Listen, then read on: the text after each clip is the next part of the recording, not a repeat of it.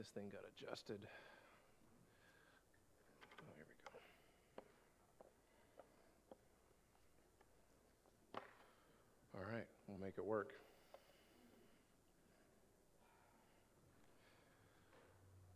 Okay, everyone, good evening. We are continuing on here, getting into the 6th week and the 7th chapter of Ecclesiastes. In going through chapter 5 and 6 last week, we sort of had a bit of a review on what's been talked about and mentioned by Solomon in the first 6 chapters of this book or of this journal. And so far, kind of to that point, to the end of chapter 6, sort of the style of the writing in which you read is from maybe his perspective or a narrative point of view, and giving his findings and examples of what we've discussed time again in this class of life under the sun and trying to find meaning apart from God and ultimately declaring that it is vanity in and of itself. So tonight, as we get into chapter 7, sort of consider this maybe the halfway point, I guess, or a bit of a tone shift in the book.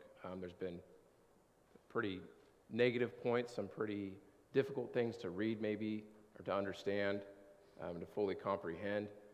And then chapter 7, Solomon sort of starts getting away from the narrative point of view and starts explaining things kind of in a short, simple statement style, almost like a proverbial style of points of wisdom. And so kind of broke it down a little bit. This thing keeps falling, so let's see. Let's do this. Prop it up. Okay. So broke it down kind of into 9 points. And in the first part of chapter 7. And so, and one thing to kind of think about is he has mentioned and sprinkled in, what wisdom looks like under the sun, what earthly wisdom looks like up until this point. He sprinkled in a little bit of points of wisdom above the sun and how one should live. Really, that is kind of the shift as we get in here to chapter 7 is the focus on true wisdom or godly wisdom. And so that's kind of a point that I'll try to reiterate tonight, is speaking about wisdom here is true wisdom and godly wisdom. So just real quick, and oh boy, the slides are all out of order. We're having computer issues here. Okay. So, first part of verse 1, he states there, a good name is better than a good ointment. So, obviously we would all probably agree with that, but at that time, something like an ointment or an expensive perfume was pretty valuable, and so he's using this to really make a point here, the importance of a good name. And you can kind of think about the analogy, a good name carries an aroma of trustworthiness, of character, of reliability, of wanting to do the right thing. So sort of just an opening statement here. And as we go through these, he's sort of using comparative language, two opposites and deciding which one's better. And so the second part of verse 1 says, and then the day of one's death is better than the day of one's birth. Now, maybe on its face, when you first read that, it's kind of a bit of a hard thing maybe to accept or really understand.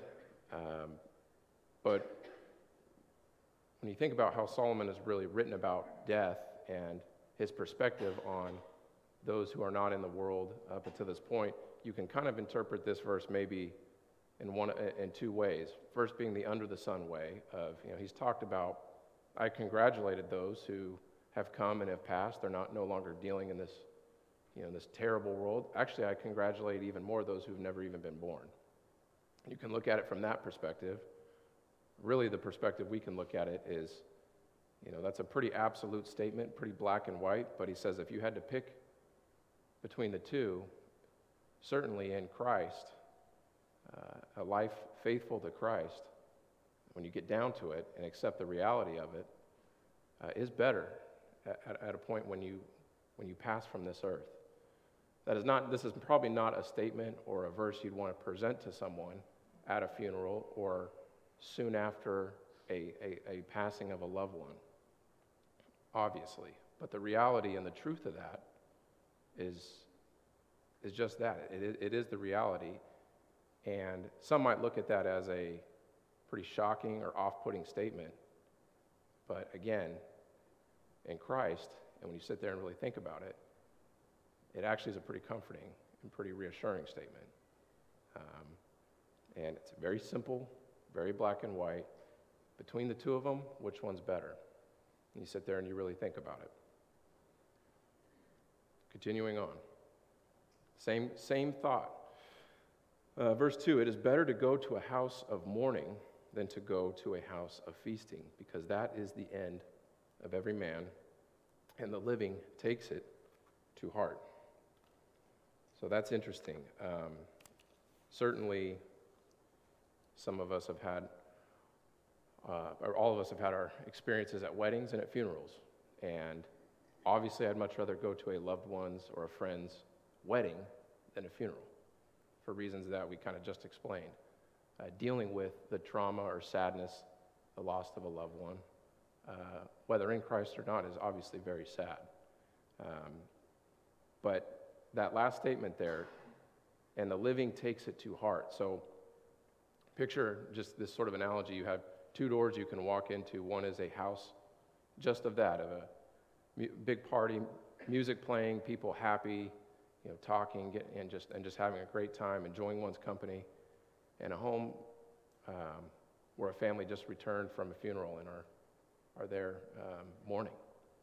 And again, similar to the first part of verse 1, how can one really accept this? How is that really a better thing to do? To go to the house, go through the door of the house of mourning.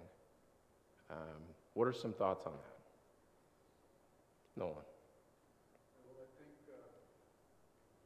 when you go to a funeral, a lot of times you hear someone say, well, they're at peace now. Or toward the end of their life, they were suffering some malady where there was a lot of pain involved. And you hear people say, well, they're not suffering anymore. So, Yeah. in that perspective. Certainly. That's one of them, and there's a few. I've personally been to funerals of those who have lived a long time, had a great life, and both that have lived a long life, faithful to God, and some that haven't. I've been to funerals for those whose lives ended very early, and unexpectedly and shockingly. And in both incidents.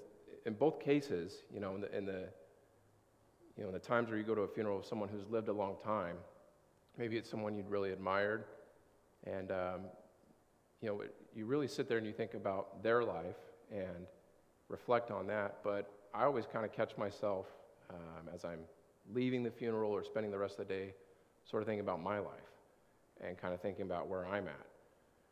And certainly that's the case when I've been to funerals for those who have passed, who are younger, around my age. Really grabs your attention. And obviously it's in the context of sadness and of a really difficult time, but there's a refining facet to going to a funeral and having it force you to think about the reality of life and death, and thinking about the whole purpose of this book that we've been discussing, life above and below the sun.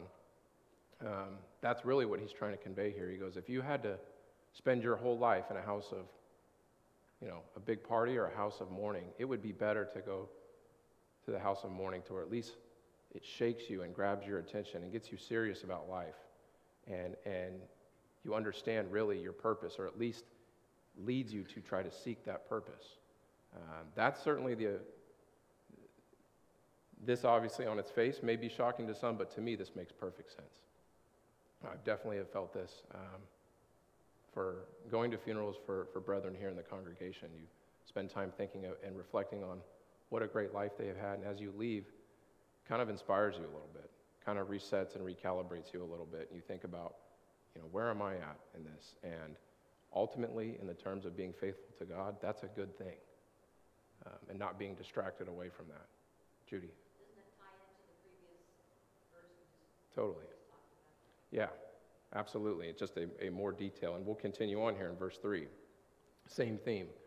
So sorrow is better than laughter, for when a face is sad, a heart may be happy. The mind of the wise is in the house of mourning, while the mind of the fools is in the house of pleasure.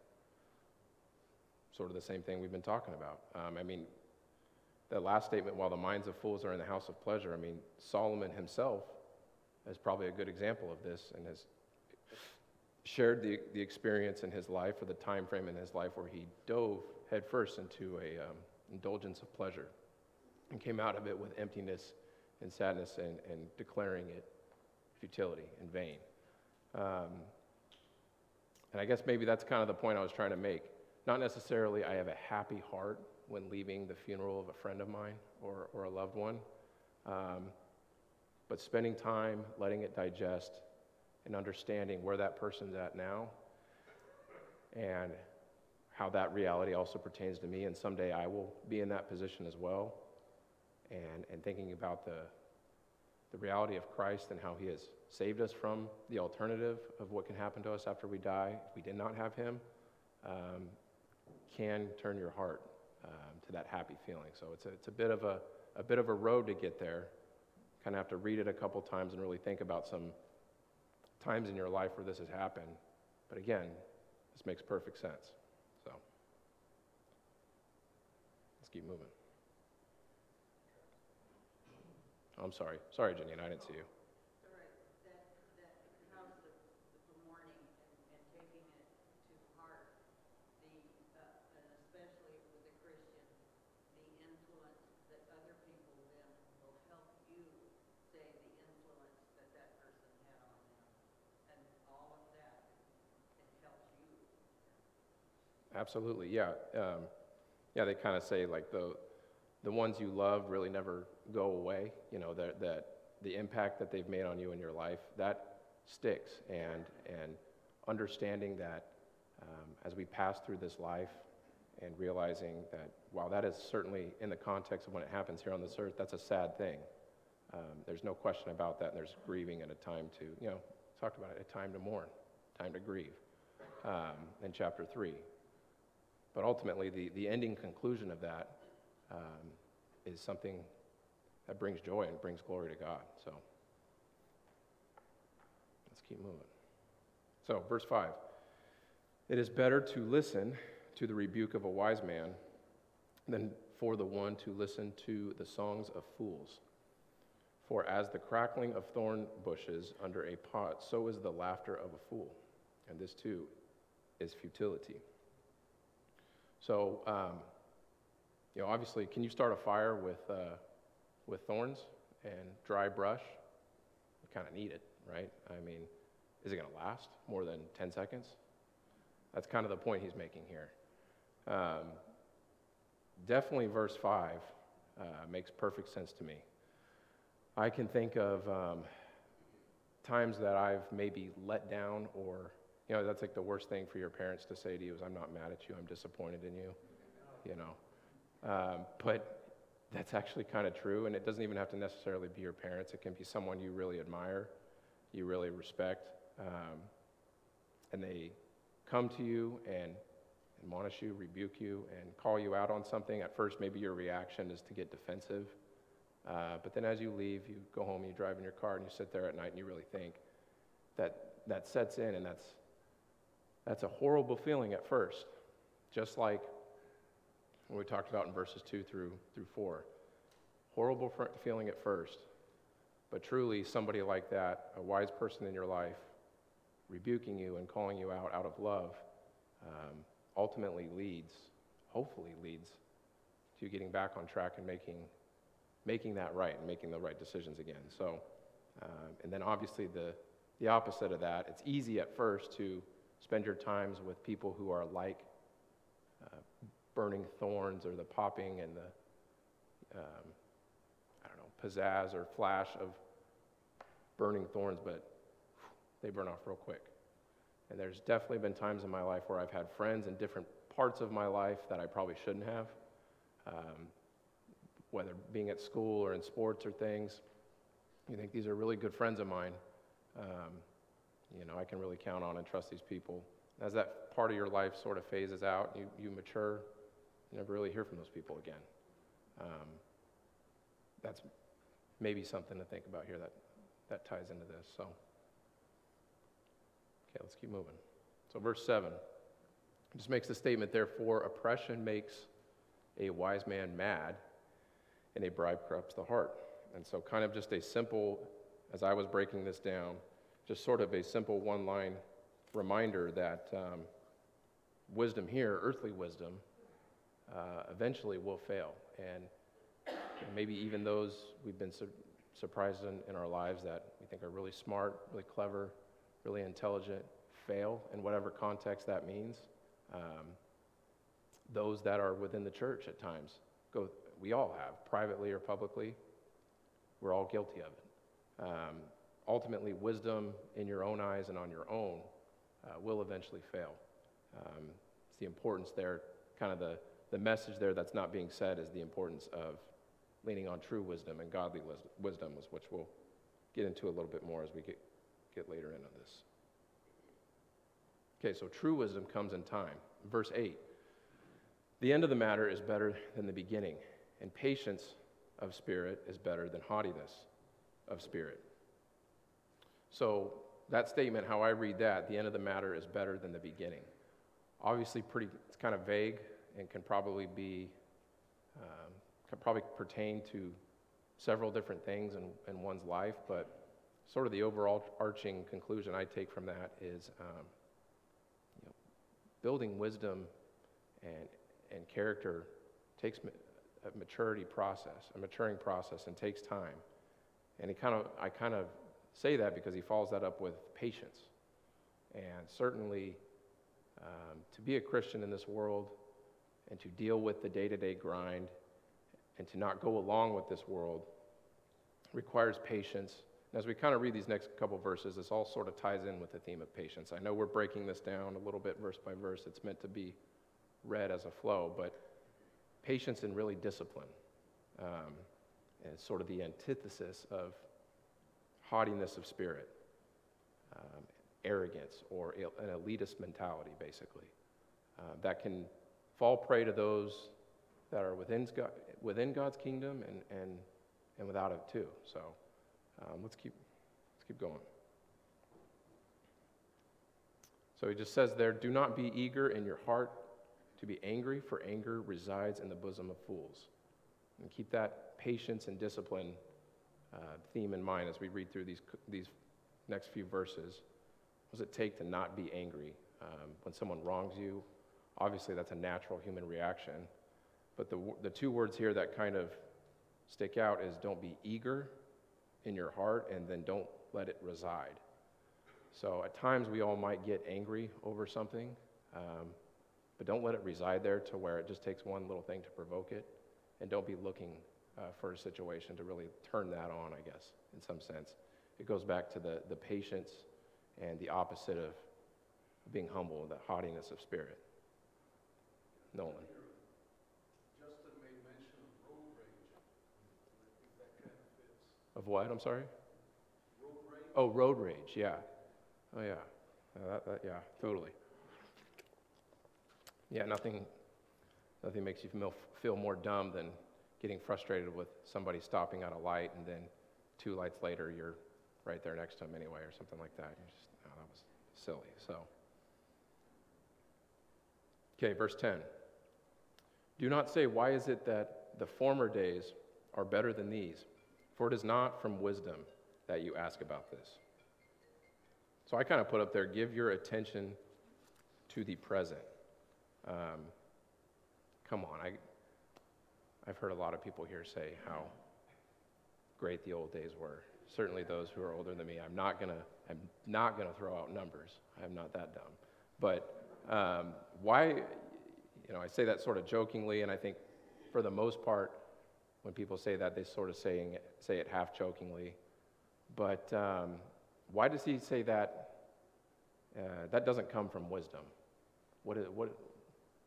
How does he draw that conclusion? What do you think? Can't go back? Doesn't do any good, right? What about the idea throughout this whole book that nothing is really new? And it's kind of foolish, maybe in your own experience.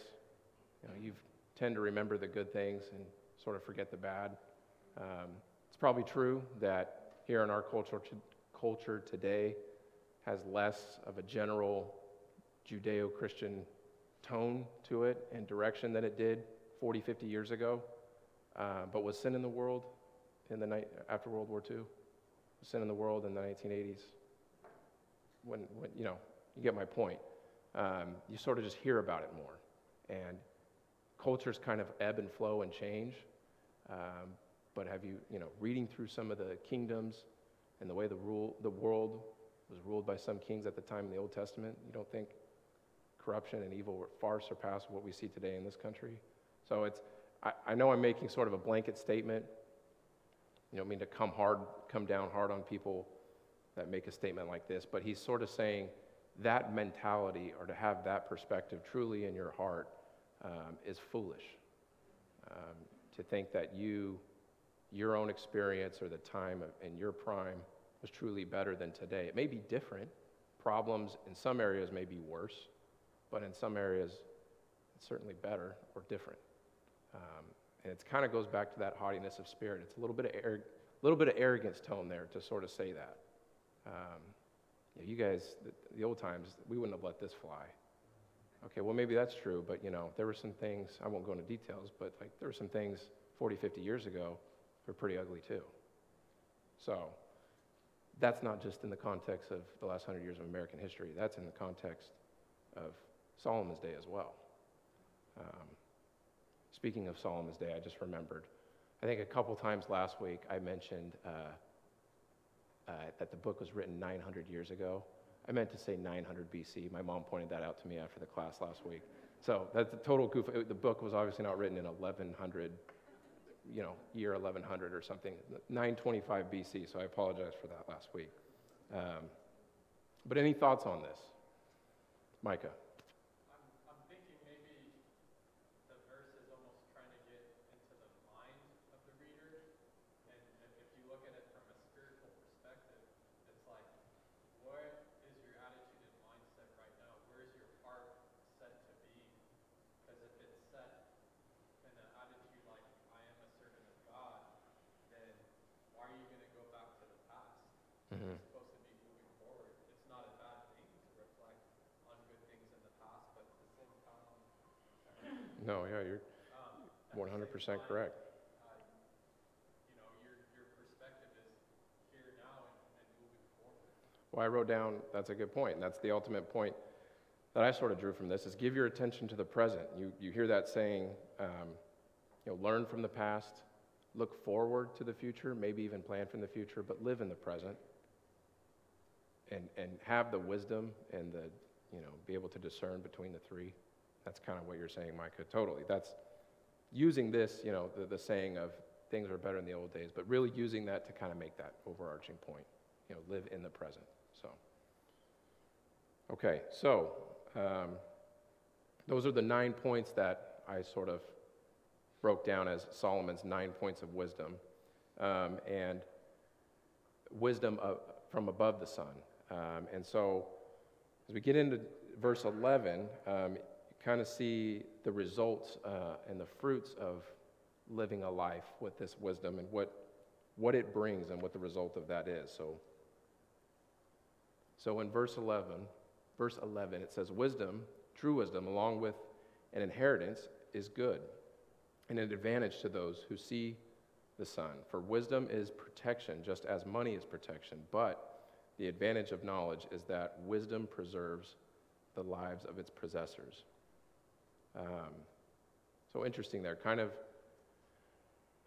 you could break that down in a couple different ways, but I think the overall message from that verse is simply, hey, things like money, and knowledge or certain advantages in this world or an inheritance are just that. They are an advantage. They are a leg up maybe on those who don't have them. But them on their own, maybe the message there that's not explicitly said, obviously those things on your own will not save you, will not in the end do anything for your life. But with wisdom tied to those things, you can really do some good in this world and really take advantage of that. And then wisdom on its own, taking away the worldly advantages like money in some sense. Well, wisdom's really the only thing that truly saves you. And when I mean saves you, saves your soul in the context that we live in as Christians today. I guess he's just really trying to make the argument there that both of those together and having godly wisdom allows someone to really responsibly handle things like earthly riches and do good with them. So, verse 13, consider the work of God, for who is able to straighten what he has bent? In the day of prosperity, be happy, but in the day of adversity, consider. God has made the one as well as the other, so that man will not discover anything that will be after him. So I wrote there, true wisdom gives a divine perspective. We sort of went over the point in chapter 3 of God setting eternity in man's heart and kind of elaborated on the point that, it's really then up to man to really search for that and search for, that's sort of the engine or the key that drives that search. And we talked about how the earth and people of the world try to search it in many different ways, just as Solomon did. But the point here he's trying to make is that one who can accept and really come to terms with that eternity in one's heart, accept the source of where it comes from, and put their faith and dedication of that life above the sun to follow God, really has no problem taking the good days with the bad. The person I think of that comes to mind, the classic story of Job. And Job, I believe it's chapter 2, I think it's verse 9 or 10, where he had just lost all of his assets, his land, his animals, then loses his health, and his wife comes to him and is, shocked and disgusted by all the tragedy and just says, "Curse God and die." I'm just paraphrasing and summarizing. And his response is, "You sound like the foolish women." He says, "You'll gladly take the good days from God and not and be just fine with God on the good days, but not take and accept the adversity when it comes." And that's really what it is here. We talked about last week and the last couple weeks, having a true understanding of the good things in life and where they come from allows you to really enjoy them, allows you to actually enjoy them and not get obsessed with trying to just get more. And you can really find enjoyment and contentment in the good things in life. The other side of the coin of that is when things in our life, and we do face adversity, when things in our life change, the meaning or the source and the purpose doesn't change. It's just the circumstances, and it's ultimately how you react to it. And that's the point here he's trying to make is God has made one as well as the other. So there's really nothing to discover after him.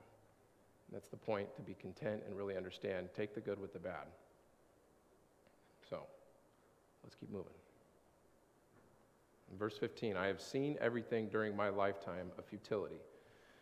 There is a righteous man who perishes in his righteousness, and there is a wicked man who prolongs his life in wickedness.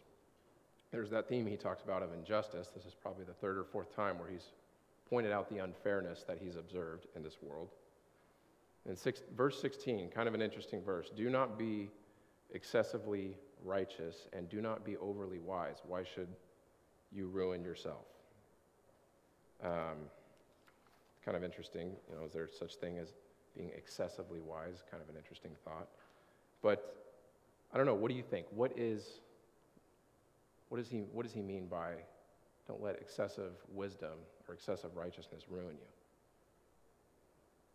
What are some examples? Or Mark? I think a person can be, think that they may have so much wisdom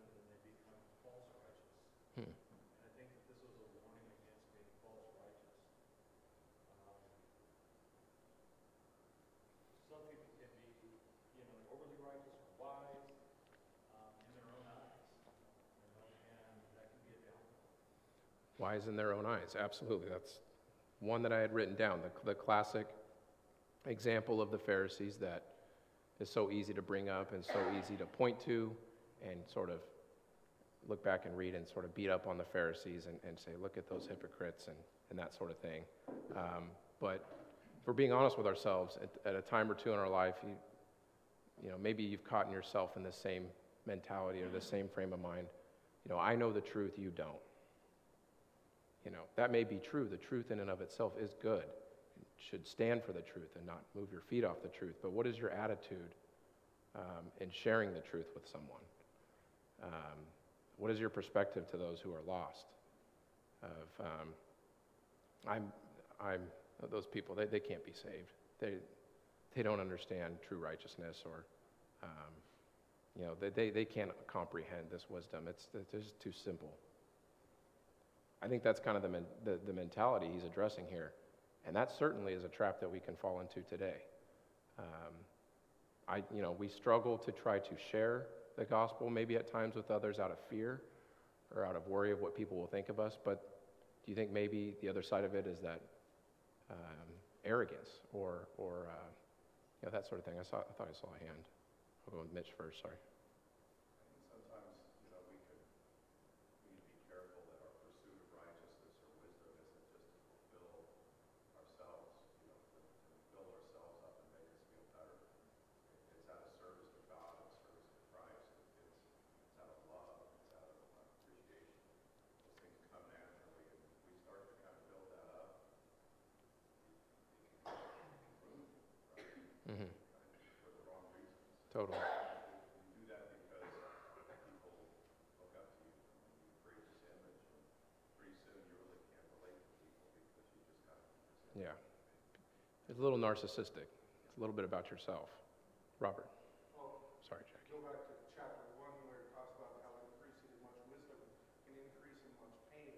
I can see a situation where someone dedicates so much of their life and time to, like Mitch was saying, increasing in righteousness, and they think they know something.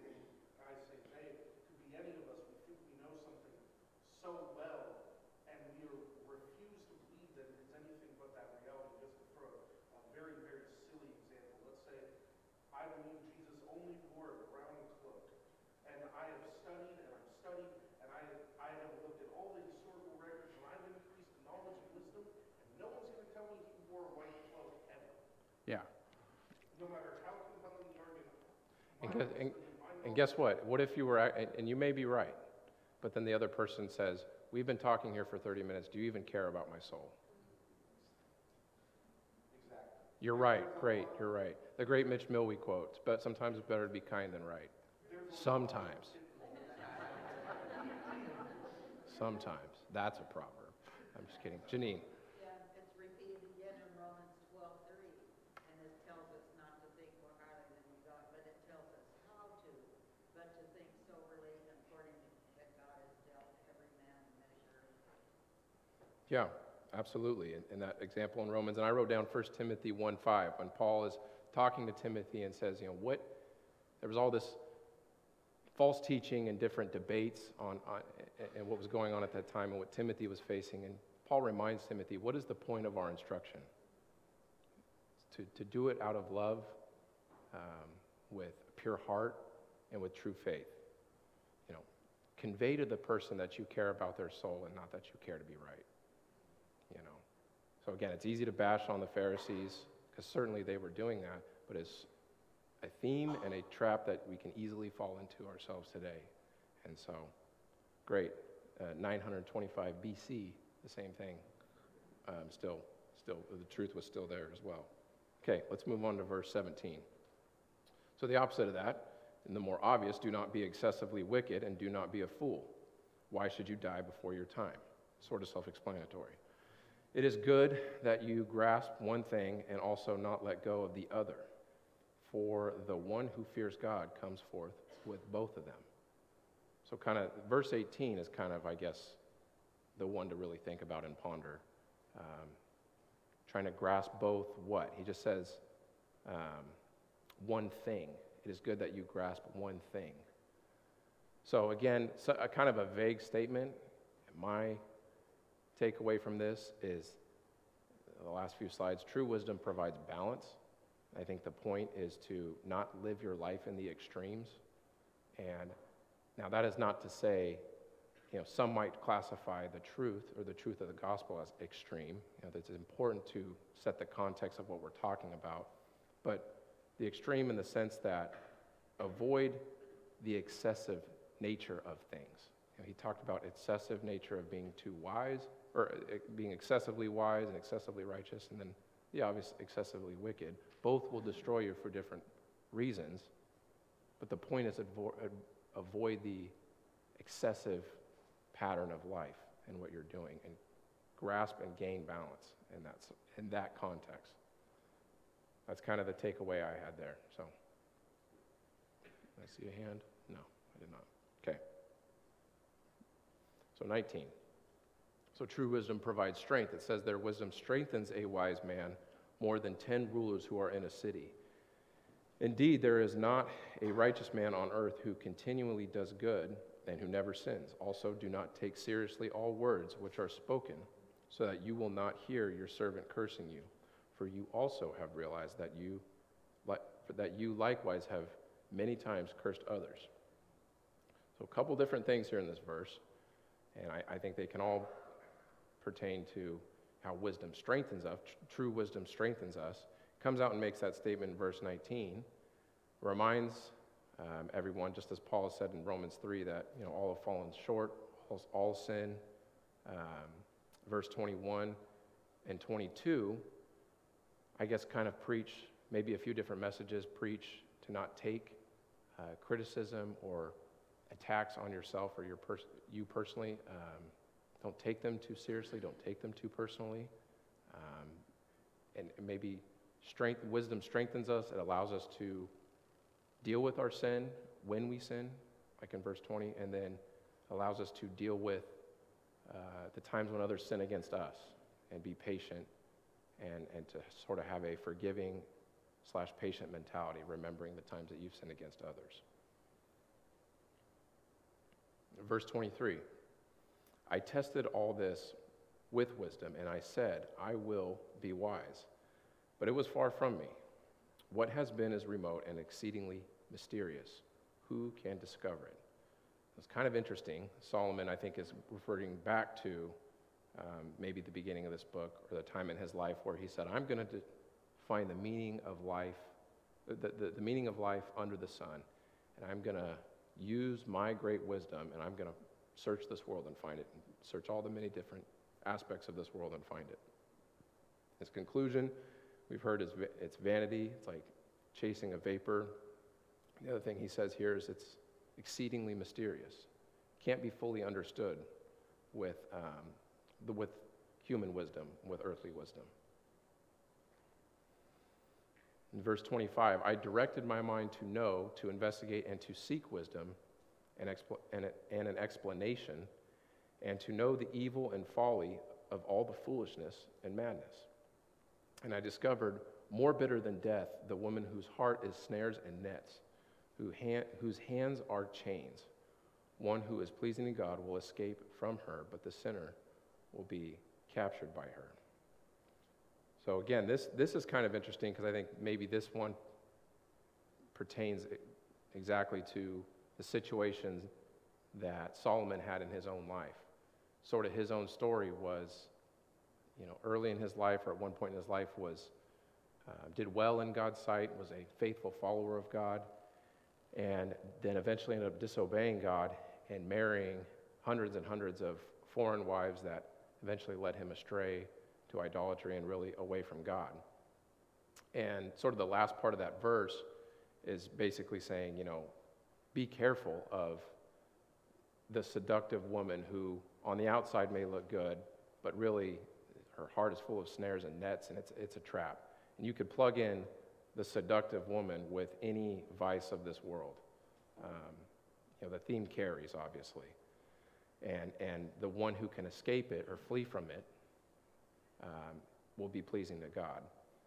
And it's interesting to see how he intentionally in these last several verses makes a point to say, I tried to search this world and figure out wisdom and foolishness. I tried to figure out, and make an explanation for this world and understand how it works, why we're here. And I can't figure it out. I can only figure out the snares and traps of this world and how I got to this point. I can almost picture him in his big palace, big mansion, whatever, writing this down, surrounded by riches, but internally just miserable, and saying, I tried everything. I've looked everywhere, and this is what I came up with.